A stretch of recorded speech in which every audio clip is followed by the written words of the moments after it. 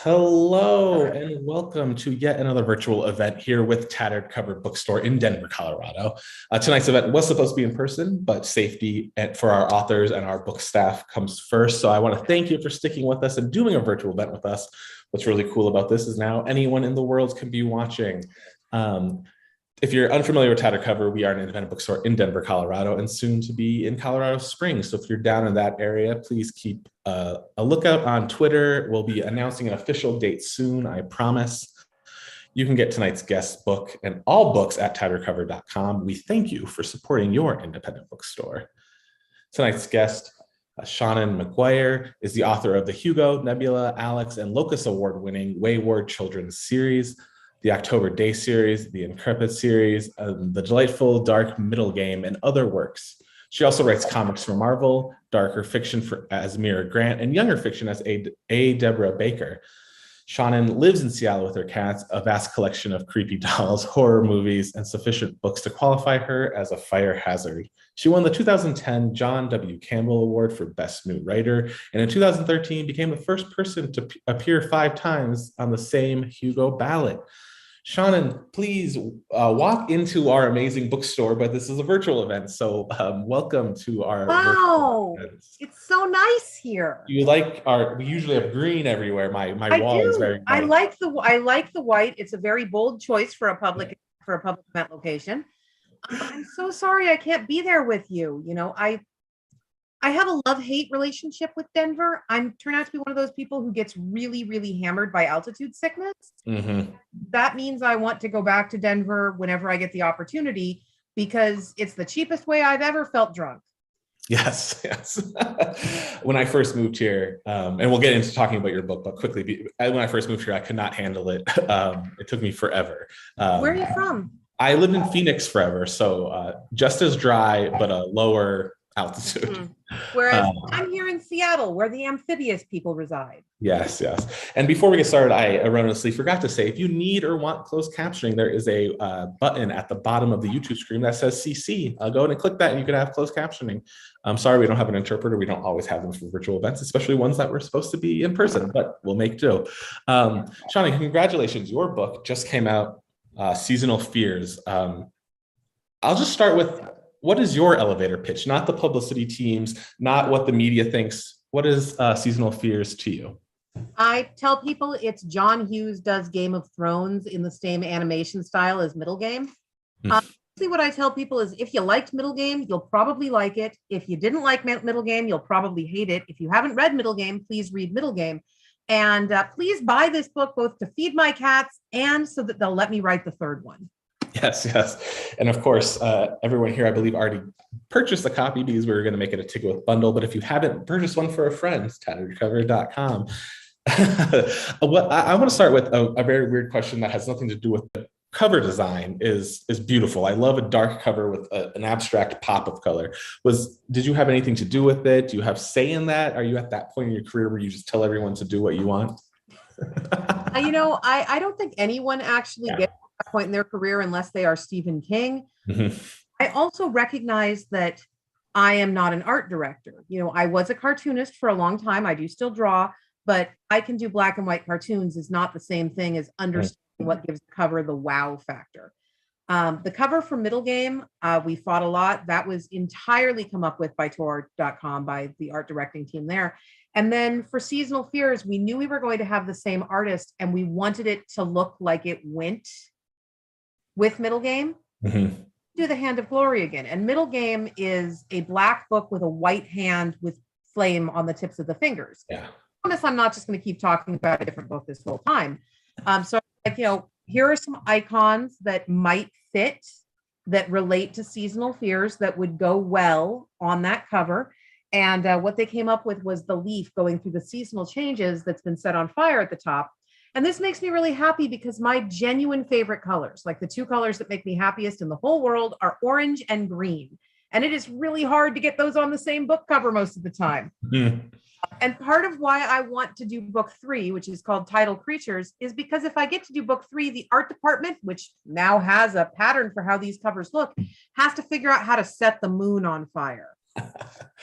I'm sure they'll find a way. I'm sure, but I like tormenting art departments when they are skilled enough to keep up with it. I'd love to hear it. You mentioned this is John Hughes-ish inspired. Was he a major inspiration for this book, or what other inspirations were there? So the primary inspiration for this book was that I went to the University of California, Berkeley, go Bears, for a split degree in folklore and mythology and herpetology. So basically fairy tales and snakes. You cannot do a folklore degree in an English speaking department and not get taught the Golden Bough at some point. Frasier is at the base of everything. So I have a lot of temporary kings kicking around in my head. The idea that we're going to elect someone or select someone to be the king of winter, to be the queen of summer, to represent this season. That is something that runs through human history and through human mythology. And if you start reading all my books, well, one, you're going to need a truck. Two, you will find that I like to beat things to death. I like to find a theme and slam it into the ground until it stops screaming. And seasonal monarchs is one of the ones I've been interrogating basically since the beginning. The idea that the king is the land, all of that. So there is a lot of that in Seasonal Fears. Mm-hmm.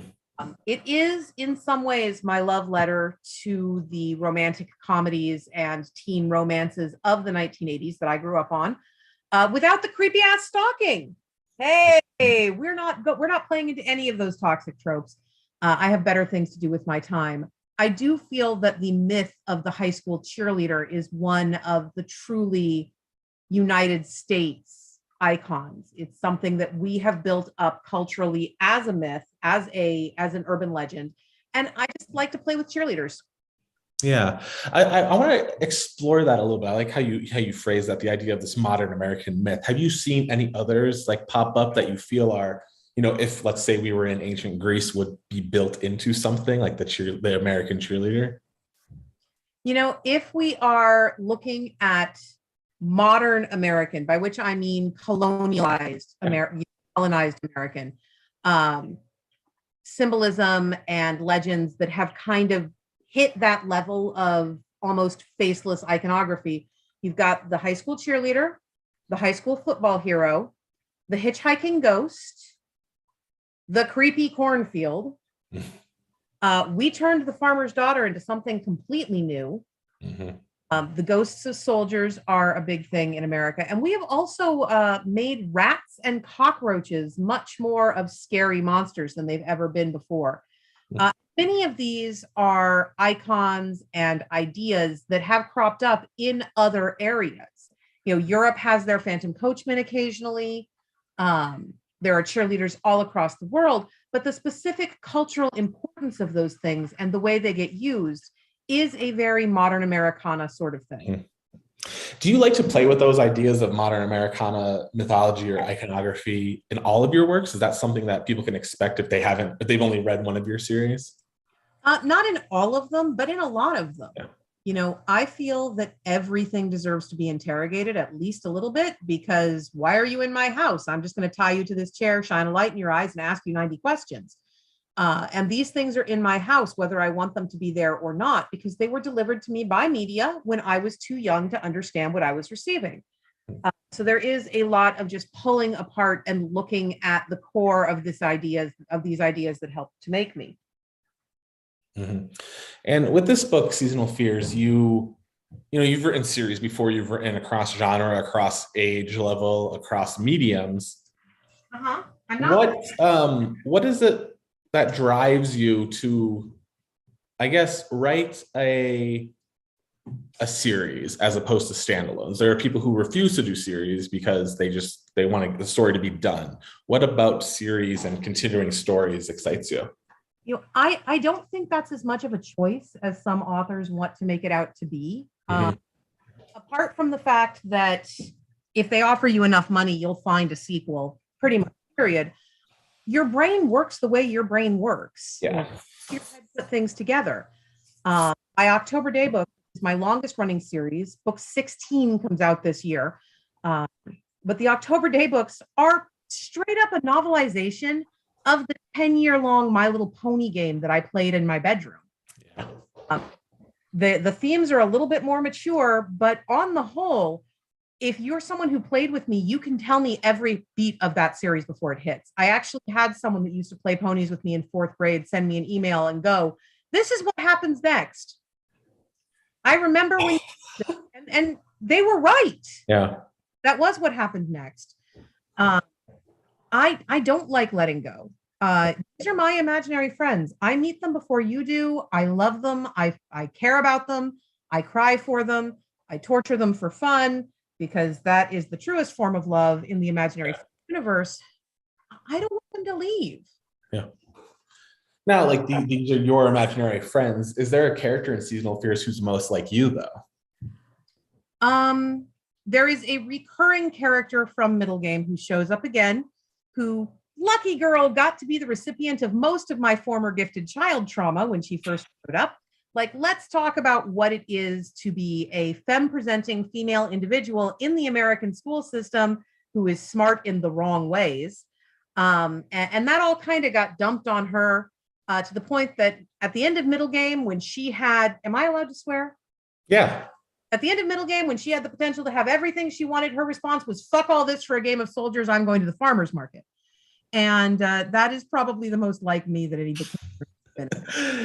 Was there a character that you had to write but was just difficult because you maybe couldn't connect with them, or difficult for another reason?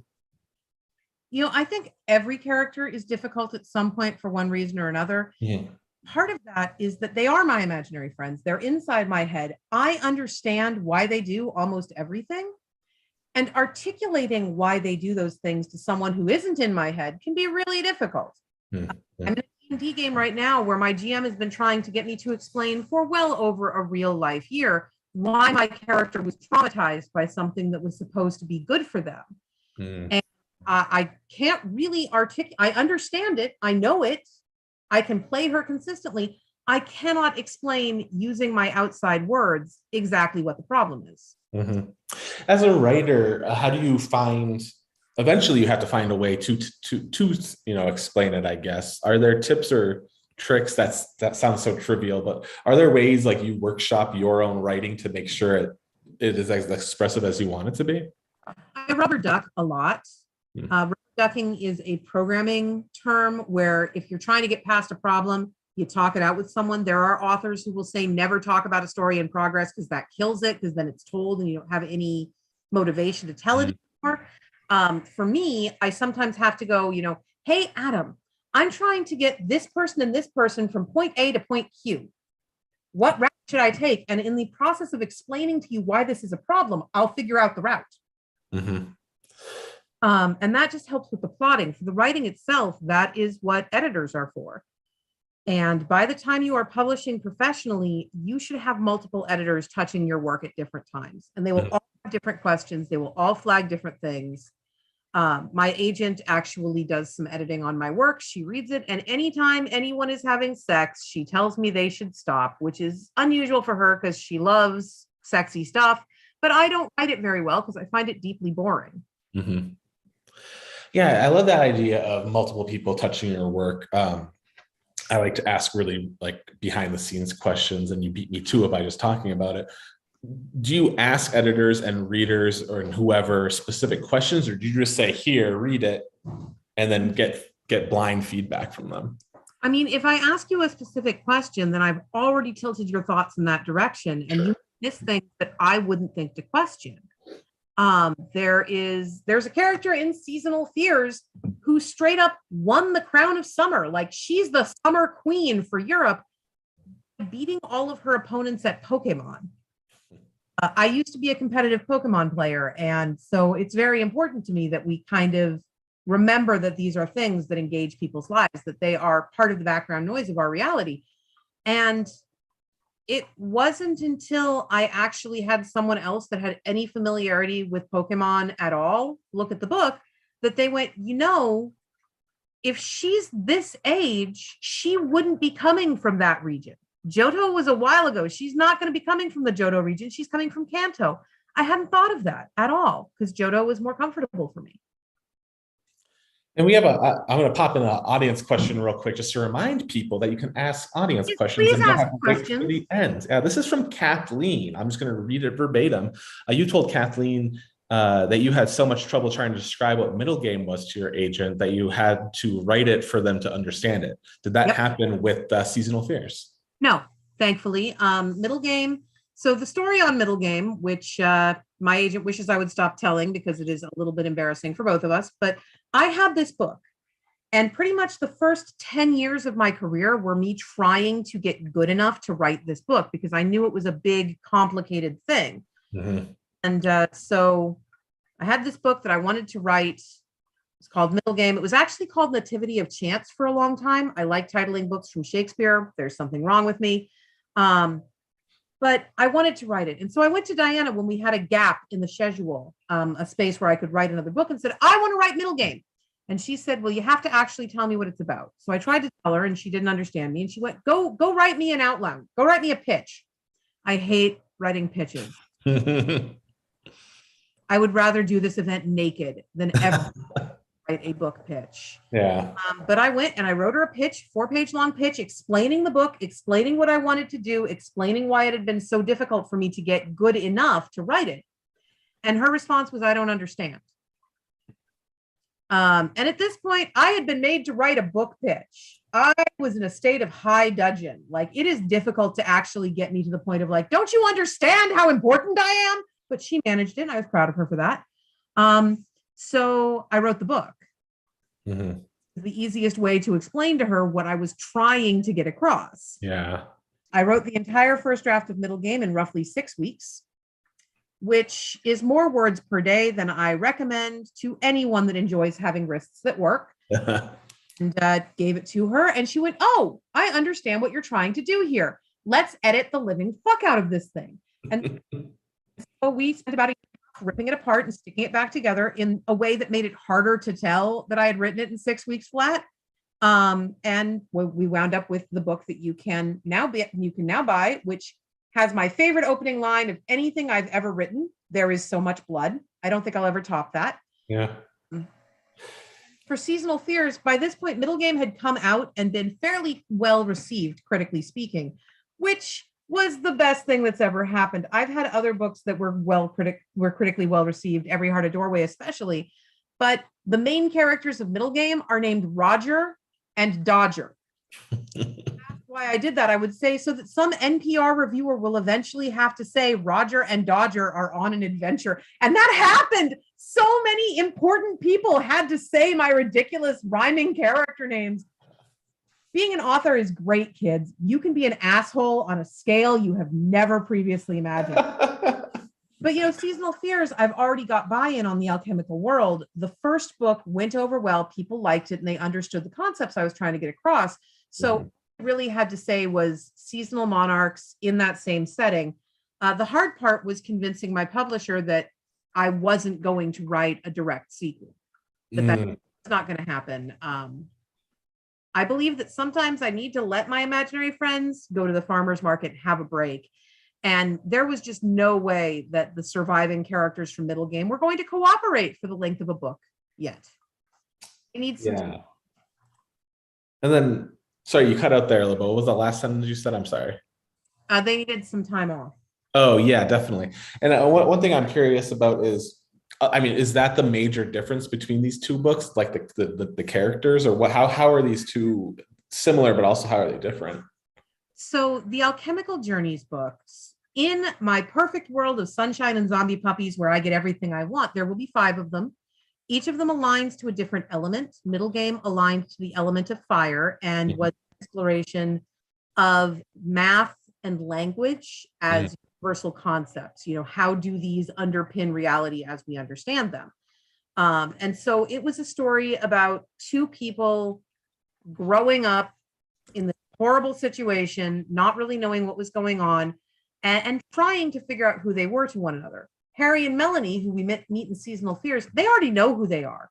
They have very firm life roles. They have life goals. They know what they're going to be. And then their world kind of gets upended. So if Middle Game is a coming of age book, this is a road trip book. Definitely. I love road trip stories in general and coming of age stories. A question from the audience, and I think, yeah, I think we can ask this now. Sarah asked, with finally getting to the point where you were able to write middle game and reaching this big milestone in other series, what are other big stories or career goals you currently have? Maybe not necessarily what you're working on next, but where do you see yourself pushing your work? I mean, career goals, I want Marvel to give me back the X-Men. They gave me the X-Men for like 5 minutes, and then Jonathan Hickman decided he wanted them, and they took them away again. And that was the worst thing a white man has done to me in several years. That's a fairly big category. So I want to do more in comics. I really, I we're in the middle of a global panorama. It's awful. I want to not get sick and live long enough to finish these long-running series. Yes. Because the problem that I run into as a series author is people that have gotten burnt by certain big names who stopped mid-series, deciding that they are not going to buy my books because someone else doesn't make their deadlines. I don't buy series until they're finished. I got burnt too hard by beep. I'm like, I'm not that person. I've never missed a deadline. Yeah. Out like clockwork. It's the most dependable thing in publishing. Why would you hurt me like this? So I want to be another brick in the wall of series authors can't be trusted. Also, I really want to see the Every Heart a Doorway movie get made. You know, it's in pre-production now. They're working on it really hard. We've got a script writer, and film changes everything. Yeah. So. Yeah. I feel like we're going back and forth, but I love that we can answer questions from the audience as soon as they come in, as opposed to waiting like a traditional event with seasonal fears and the and middle game. What was your favorite world building detail? It's such a lush universe, I feel. What's something that stands out to you? I mean, honestly, my favorite detail of this world has been setting out how the incarnates happen. Because you have people that they're human people, but they have manifested functions of reality. So in this world, we're not bound by a list of 7. This is not Sandman. You know, it's not, oh, there's someone who is fire and there are the 4 elements and that's it. This is straight up, there is somebody out there who is gravity. Somebody out there who is the moon. You know, and being able to explore both the cultural underpinnings of when that has historically happened and how you can fit that all together into a cohesive whole is really splendid. You know, I mentioned earlier that I play a lot with colonized American mythology because that is mine. I'm allowed to play with that. I'm not stepping on anyone else's toes if I play with that. Seasonal Fears is one of the first times I've been able to acknowledge that there would be a difference, that, you know, things have changed because of people coming in and taking land that was not theirs to take. And it's not a positive change. And that's not always easy to work into speculative fiction, because when you do, TV tropes yells at you for preaching. This question, I do want to get to this question. It's for Kathleen again. And I feel like you're pretty open about like the book business, which is refreshing with an author. If Seasonal Fears gets nominated for awards, sells okay, would that be enough to get a third book? What is it looking like? Is it likely a third book's coming? Is it all a game right now? So it's entirely based on sales numbers, whether they let me continue. I have obsessive compulsive disorder. That is a thing we know. And that is part of how I am able to write so many books and make so many deadlines, is because there is something legitimately wrong with me. So I don't look at my sales figures. My agent looks at my sales figures and she tells me we're doing okay, we're not doing okay, I think we're getting canceled. Because if I know the actual number, I will go out of my head. Like, oh, what do you mean we've only sold 900 copies? You said we had to sell 1,000. Where's that other 100 books? I could go buy 100 books. I cannot, in fact, afford to buy 100 hard copies, even of my own book. But so I don't know how it's looking yet. I really like my team at Tor. They are very supportive. They are very good people. I don't think the award nominations matter as much. Nice as it would be. I have a love-hate relationship with award nominations because I get test anxiety from awards. So, you know, you wind up feeling like, oh, why Why? And sometimes something you don't like wins, and then you have a whole like internal struggle, and it's bad. It's bad because you're expected to be a gracious loser, and you're like, my least favorite book of the last 10 years beat me. Yeah. So I don't know. I really hope we get to book 3. It's called Tidal Creatures, and it's about lunar deities from cultures around the world as they manifest. It is set in North America, so we are dealing with not all of the lunar deities, only the ones that would have either manifested in or moved to North America. But like the summer in Seasonal Fears, these are natural manifestations. There's not necessarily any direct alchemical involvement, which is very exciting for me because the alchemists in this series are pretty much uniformly assholes. Like that is the group noun for a group of alchemists is an asshole of alchemists. Oh man, I love it. I will have to say, just talking to is such a pleasure, and I'm so honored that I get to talk to you because you're so refreshing. A question from Gray: with so many projects and books in your portfolio, and then you're managing multiple series, how do you manage multiple ideas at once? How do you know when to focus on when you need to focus? What I focus on is the next thing that is due. Okay. Always. And most ideas, I am fortunate in that ideas tend to come kind of pre-categorized these days. You know, this is a good idea and it would not work in this series. We're going to put it over here. Yeah. And that helps a lot. I also do a lot of licensed tie-in work. You know, so right now I've been working with Magic the Gathering. I do the work for Marvel, that sort of thing. And those settings limit even more. So I have my exciting ideas inside the space that they have left for me. And that can be really freeing and really enjoyable. Definitely. Speaking of like Marvel, Magic the Gathering, X-Men, I know that's under Marvel, but like, what are you watching? What are you reading? What's enjoyable to you right now as just a fan, not, you know, not a critic, not anything like that? I am an incredibly basic person when it comes to my television. I love me a good solid procedural. Mm-hmm. Especially medical procedurals, though I've really enjoyed 911 and 911 Lone Star. Yeah.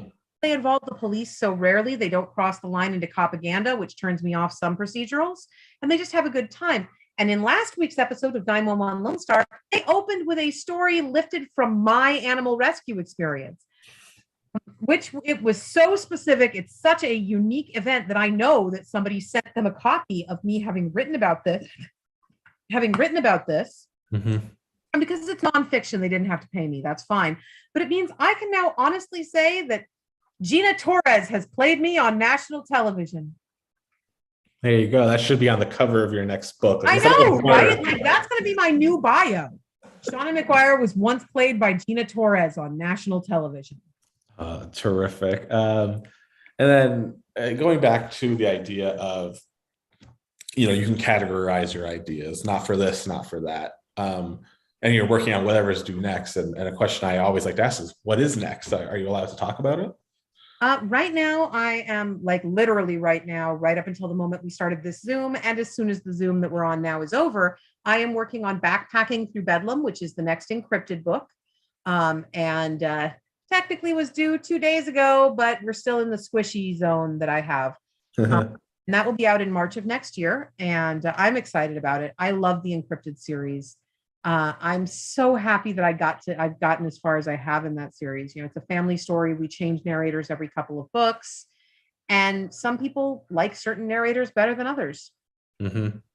I always worry whenever we have a switch that's going to lead to a drop off in readership that kills the series. But thus far, it hasn't. Do you like, I mean, obviously you like to do that because you're writing it.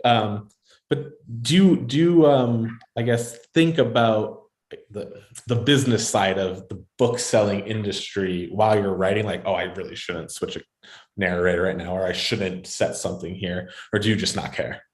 So once the book is started, I don't care, because when the book is started, it has already been approved by an editor. I'm not selling on spec. And so they know what they're getting. I care way too much, but it's uncontrollable. I can't know today what's going to be the huge hit tomorrow. You know, my biggest success in terms of single title sales has probably been Every Heart a Doorway. And when I first said I want to write about a boarding school for survivors of portal fantasies, the response I got was, okay, well, no one's going to read that, but fine, have fun. I don't know. I have gotten bitten by the business end of writing a couple of times. We have the indexing duology, I guess, which was published through 47 North, and they have declined to pick up a third in that series. I have Into the Drowning Deep, which is a Mira Grant book about killer mermaids that performs incredibly well year on year. People love that book. Mhm. It's murderous mermaids and really meticulously researched science and lesbians, and people love all of these things. And so people want a sequel. I get asked for it weekly. And thus far, Orbit has not chosen to commission one because they're not sure it would be profitable. So I have gotten hit by that before, and I do worry about it basically constantly. Yeah. We have time for a few more questions. So anyone out there in the audience, go ahead and put it in the YouTube chat. Seanan, you've written, comics, novels. Is there any medium you haven't touched yet that you want to dive into, or are you just staying away from certain mediums? I mean, I don't, other than film and television, which is not something I have a lot of interest in, I don't think there are any mediums left. Yeah. I've done every length of short fiction. I've done serials. I've done long novels and short novels and novellas, which is a different thing than a short novel. Mhm. I've done standalones. I've done an ongoing series, short stories, tie-in fiction, original fiction, comics. So yeah, I think at this point that other than writing for film or television, there's just not that much left. Yeah, why not want to write for film or television? A bunch of reasons. One of Sure. them is it's a very carefully developed skill set. Like I have friends that are film and television writers. Margaret Dunlap, who worked on the Lizzie Bennett Diaries, John Rogers, who did Leverage. I know people in that industry, and they work their asses off. And it is almost like a hybrid between novel writing and comic writing. I tell people that writing a comic is basically writing a very weird, long form structured poem. Mm-hmm. 20 pages, you have only so many lines per page. You can only subdivide so much. Here's how you pace it. Here's how you fill the space. But it's a poem and a book. And then a TV script is somewhere in the middle. You've just got to convey so much information in such a tight space. And you don't know how it's going to get edited. You don't know how it's going to get messed with. The thing that leaves me angriest after a film or a show ends is the lack of the exposition fairy. Did you see Wreck-It Ralph? No, actually, I haven't. It's my favorite Disney movie. It's an absolutely fantastic film, but Felix has a hammer that fixes anything he hits with it. If you hit with the hammer, you are healed of any injuries. And we see him do this in the film. Vanellope has something wrong in her code. She has a glitch in her code that means she can't leave her video game. The game will not let her out because of the glitch. They're panicking. They're all going to die because they can't get out of the game and they can't get Vanellope out of the game. And Felix never thinks to hit her with the hammer. Mm-hmm. I understand Disney not wanting to show a character hitting a kid with a hammer, but they just needed 2 seconds of exposition with Felix going, I can fix it. And Calhoun stepping in and going, no, no, no, no, we don't hit children with hammers. Yeah. You don't necessarily get to control whether that exposition gets cut out. And that would make me very testy. Yeah, definitely. A question from the audience. You mentioned one of your books has been optioned. Has any other of your work been optioned? Currently under option, I believe it is just Every Heart a Doorway. We have had other options in the past, but COVID knocked far enough into the recording at this point that I can say that word.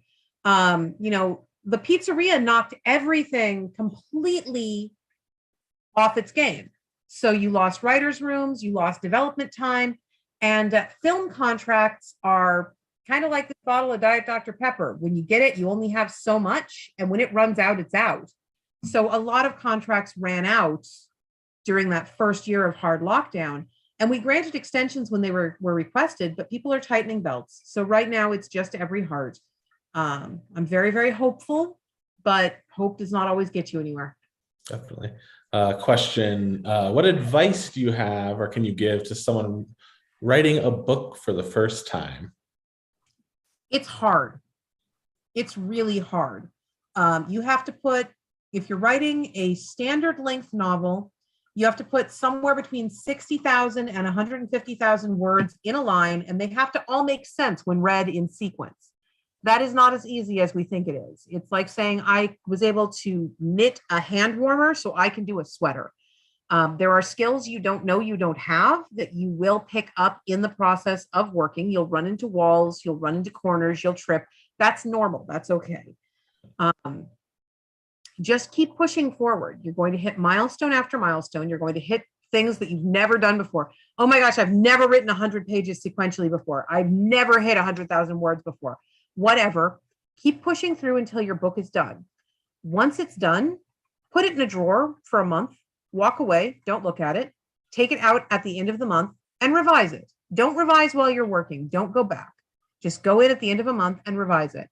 Depending on how long it took to write, you may not even remember writing those first chapters. Someone else will have done it. You'll be fixing someone else's work, and that'll be easier on you, both procedurally and emotionally.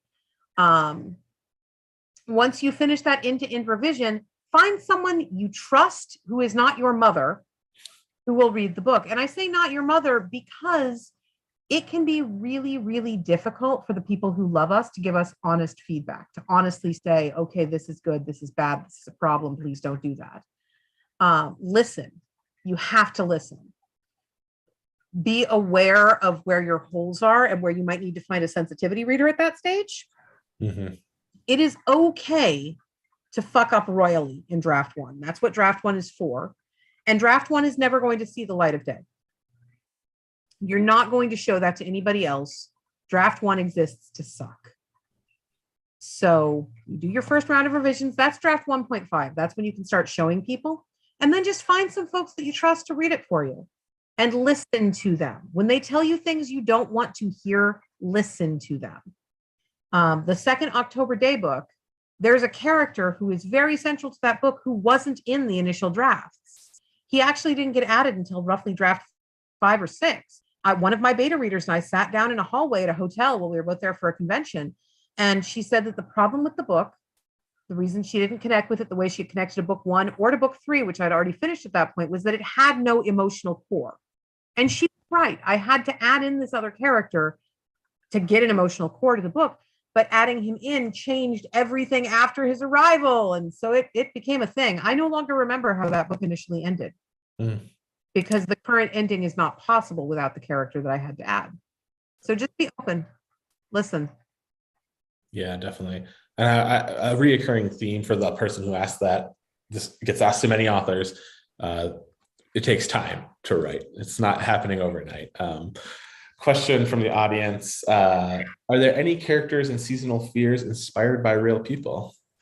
Yes, actually. So in Seasonal Fears, if you make it all the way through, you will find that we get to Alabama at a certain point in the book. We get to Alabama it's toward the end, like page 385, we get to Alabama. And we meet the nice people who live in Alabama in the book, Carolyn and Cliff. And they are explicitly based on my friends Mary and Wesley, who the book is dedicated to.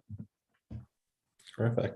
Another question. Do you have a writer's group, or do you just get feedback from the Machete squad and beta readers? I just get feedback from the Machete squad and beta readers. I had some very bad experiences trying to join writers groups and decided that was maybe not for me. Also in the this sounds so arrogant, but it's true, box. The only way I can write as much as I do is that my working time is pretty much all writing. I get up, I write, I finish writing, I go watch some Law and Order SVU to turn my brain off. Mm-hmm. I sort a stack of Magic the Gathering cards to give myself something else to focus on. I no longer have, at the end of my workday, I no longer have the focus or the mental acuity to spend reading and critiquing the first 6 chapters of Adam's book. Mm-hmm. Unfair of me to join his writers group and say, hey, can you do this for me, when I know I'm not going to do it for him. So definitely. I'll vamp a little bit to give people a little bit more time to ask. If you don't ask questions, I start talking about Magic the Gathering again. You know what? I'm going to ask a question. So I'm 33, just got into D&D. First time Welcome. I played a few one shots this year, and I had my first like official long campaign session one yesterday. I have heard many people praise Magic the Gathering, and I completely do not know it. We're here to talk about your book, but since you brought it up, pitch me on Magic the Gathering. Why would I love it? We are playing rival wizards. We each have 20 life, and we are trying to reduce the other wizard to 0. That's your goal. We just want to beat on each other with cards. You get to put together a deck using, at this point, literally thousands of possible cards and combinations, and figure out how they work together. So it's a mental challenge. It's like living Sudoku. Got a puzzle that changes every single time. You can tailor your deck to work however you want a deck to work. My brother plays pretty much entirely mono blue, which means he's playing the color of control. His entire thing is telling you no. No, you can't summon that creature. No, you can't cast that spell. No. I play red-green creature feature, which means I build a deck that is based around the idea that I'm going to get a big monster onto the board, and then I'm going to have a big monster. And this is my friend, the big monster. Would you like to meet him? So you get to find your play style. You get to how you like. A lot of the appeal of Magic is kind of like the appeal of D&D. It's all about the people you're playing with. Are you finding folks that are welcoming to a newcomer, that want to help you understand the game, that want to help you become a good player? Or are you finding people that just want to spank you and laugh about it? If you can find a good group, it's really enjoyable. Wizards of the Coast wants your money. That's true of D&D too. They just want your money, and they know you've got it, and they think it should belong to them. But part of that means that they have built a lot of systems into the modern game to make sure that I can't just beat you because I have more cards. Most of the formats of game, the standard and the modern, both rotate cards. So cards will age out of legal play. Oh, wow. Okay. And that means you can be just as good today with a deck you just bought as I am with a deck that I built. Now, people do learn how to fine tune their decks, and they build better and better decks. So it's like playing any game. You'll always have those top 5% of players. It's just really enjoyable. I find sorting cards incredibly soothing. Again, OCD. Hey, here is an endless sorting project that I can do, and it's so fun. And look at all of these physical things that I can have all over my house. Yay. We used to call it Magic the Addiction, cardboard crack, that thing. I got out for a long time, playing for literally over a decade. And I had reasons for that had nothing to do with the game itself. One of them was money. One of them was familial abuse, like the whole thing. And then they called and said, hey, are you familiar with Magic? Do you want to write for us? And suddenly Magic cards became tax deductible. Speaking of looping Magic the Gathering back to your books, because that's what we're here to celebrate, a question.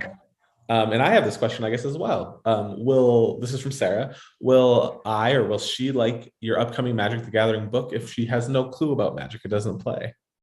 I have not written any books for Magic, though I would love to. Hey, wizard, call me. Tyvar Kell goes to White Castle. We can have a good time. But I have written some short fiction, which is available on their website. You don't have to play. The story is kind of separate from the cards. And they do try to make sure that while there are always some deep cuts for the people that have been here for 20 years, that it's accessible to a new person. So that's entirely up to you, whether you would enjoy it or not. I don't know what you specifically like to read. Now, I do have an Overwatch book coming up, which is the declassified book, and that's a deep history of the organization. I have tried as hard as I can to make sure that will be enjoyable to people who don't play the game. It does start before the organization existed, and then it follows them through their founding and their rise and fall. And it's kind of a history tome.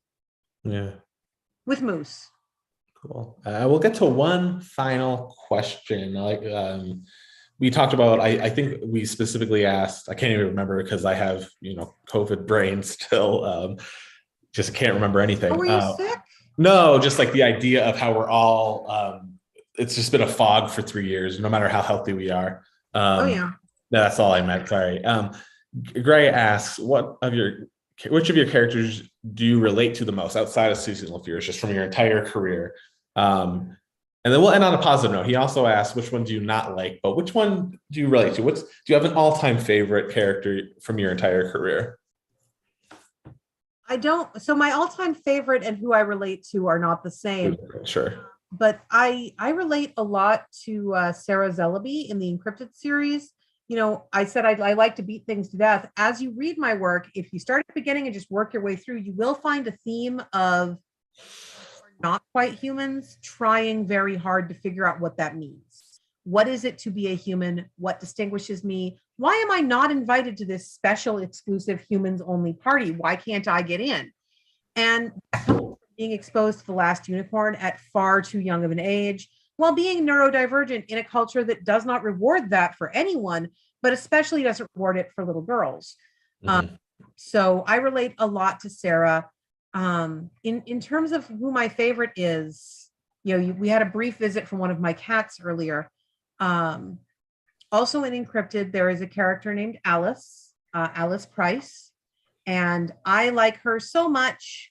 She was partially named after Alice Abernathy from the Resident Evil movies, which is one of my favorite cinematic franchise.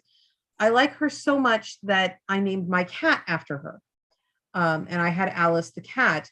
And, let's talk about ending on a positive note.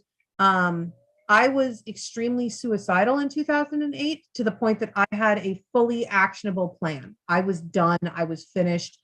I couldn't sell a book. I couldn't get an agent. I felt like I was failing at life. And I came up to Seattle. I lived in California at the time. I came up to Seattle to visit some friends for the holidays. And they didn't know it. But at the time, I intended that to be how I said goodbye. Like, leave you with one last good memory of me.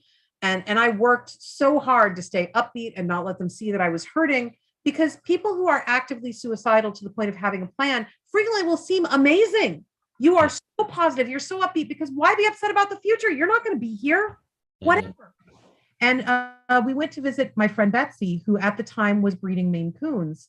And she asked if I wanted to see the kittens, because she had 10-day-old kittens. And I went upstairs to see the kittens. There were 5 of them, 4 little brown tabbies and 1 blue tabby. And blue is a color of cat that's kind of a silvery gray that I've always had Blue Point Siamese. And she picked up the little blue one and put it in my hands and said, "That one's the girl." And I looked at this cat and I looked at her and said, "Do you take checks?" And that was when I decided to live. I decided to live for Alice because she was perfect and she had been waiting for me. And in July of 2017, while I was at a convention, I got the call from my vet that we had found out why Alice was losing weight and not doing very well, and it was cancer. And we got 7 months. We managed 7 months of fighting lymphoma, which is a killer. It takes out cats. There are very few miracles if your cat has lymphoma. But we got 7 months, and she left. And I missed her very badly. And so Alice is my favorite character. And I will talk sometimes about plot armor. And, I can't kill this character because they are the entirety of the representation for autistic lesbians in mainstream science fiction or whatever. Alice will live forever. Alice can run straight into a volcano and it won't matter. I will find a way as her author to get her out of it. If you read my Spider-Gwen, my Ghost Spider run, we started out with Ghost Spider, Spider-Gwen, Spider-Geddon, because let's see how many names we can stuck on this poor title.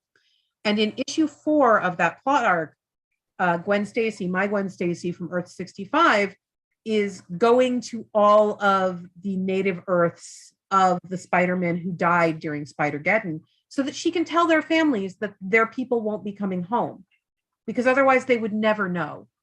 And one of the ones she visits is Felicia Hardy from the world that Spider-Man Noir is from. And on that world, Spider-Man Noir and Felicia Hardy were a thing. They were a couple. And Felicia is the Black Cat. So we get to see Felicia's apartment just for one panel in that setting. And my artist put Alice in there.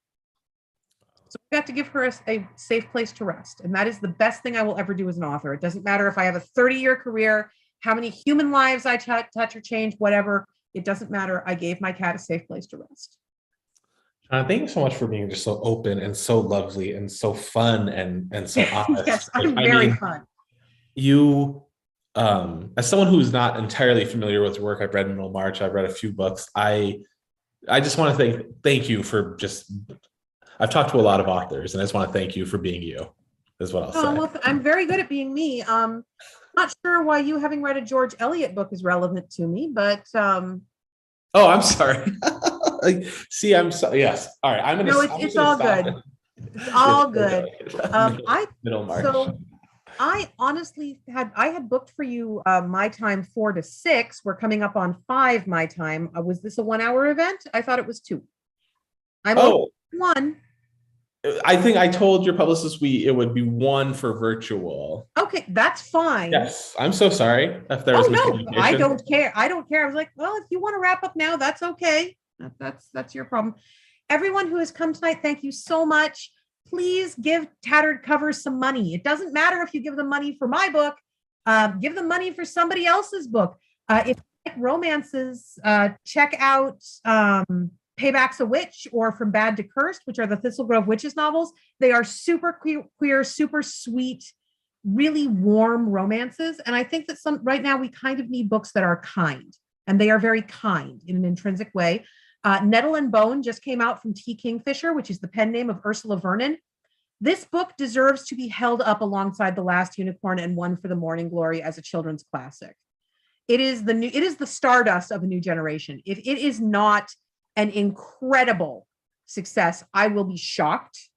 Also take a look at Legends and Lattes by Travis. I have just forgotten his last name because I am that put together tonight. By Travis Baldry. It's an independently published book, but it is going to have a mainstream publication from Tor UK next year. It's basically, what if I novelized my D&D campaign, but instead of it being all swords and sorcery and treating women as warm, wet holes, it was about a retired adventurer opening a coffee shop. And again, it's kind in a way that we really need right now.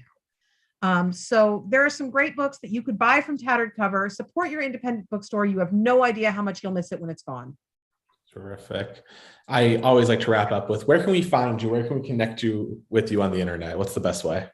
Well, you can always find me on Twitter, where I am at Seanan McGuire. If you can spell my name, you can find me. There are 15 people named Seanan McGuire in the whole world, and the other 14 are sheep farmers in Ireland. None of them are online. So I'm pretty consistent. I am at SeananMcGuire.com, although I am very, very bad at updating my website. And part of that is, unfortunately, Alice. There's a bio page for my cats, and I cannot deal with the thought of taking her entry down, even though she has been gone for 4 years now.